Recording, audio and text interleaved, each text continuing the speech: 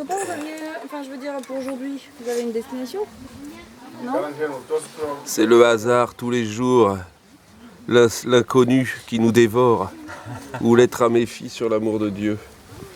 Mais dites-moi, docteur Graal, j'ai une question parce que ça, on arrive à 70 jours à peu près, un peu plus de marche. Qu'est-ce qui vous a forcé ou poussé à vous mettre en chemin avec la terre en marche? Après, je vous aurais plus, je pourrais plus vous poser cette question. J'ai une certaine passion pour la souffrance. Il en faut une certaine dose. Sinon, non. Sérieusement, c'est toujours une belle aventure et c'est de partager des moments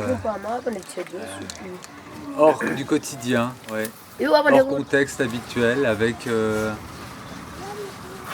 des amis, puis à la rencontre de gens différents. Voilà. Vous vous sentez comme un pèlerin? Oui, c'est vrai que j'aurais un sac un peu plus léger, ça m'irait, mais je sais que mon fardeau sera déposé très bientôt. Voilà.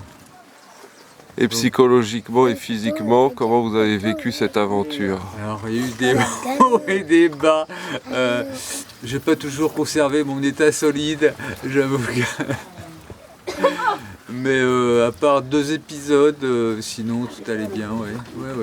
Et psychologiquement ou spirituellement? Spirituellement, je sais que je suis soutenu. Et je crois fondamentalement à l'espérance, donc je savais très bien qu'on arriverait au bout. Et puis psychologiquement ça va, ouais. Non, j'ai pas atteint mes limites. Ça a correspondu à ce que vous attendiez ou pas? Vous étiez forgé une idée d'un tel périple? De toute façon, l'imagination travaille avant le départ et la réalité ne correspond pas forcément à ce qu'on peut imaginer, tout en étant quand même assez proche de l'idée qu'on peut se faire. Oui. De l'Afrique? Oui, de l'Afrique, oui. Alors j'avoue que je n'étais pas amoureux de l'Afrique avant, je ne le suis pas toujours, mais en tout cas, ça fut une belle découverte, oui. En tant que marin, vous aviez déjà abordé l'Afrique? Oui, il y a fort longtemps. C'était juste un petit aperçu. Et à pied, vous aviez marché 170 km. Oui, en Bretagne. Là, vous en êtes à près de 1100. Près de 1100. Oui, on va dire 1100. Ça vous paraissait impossible?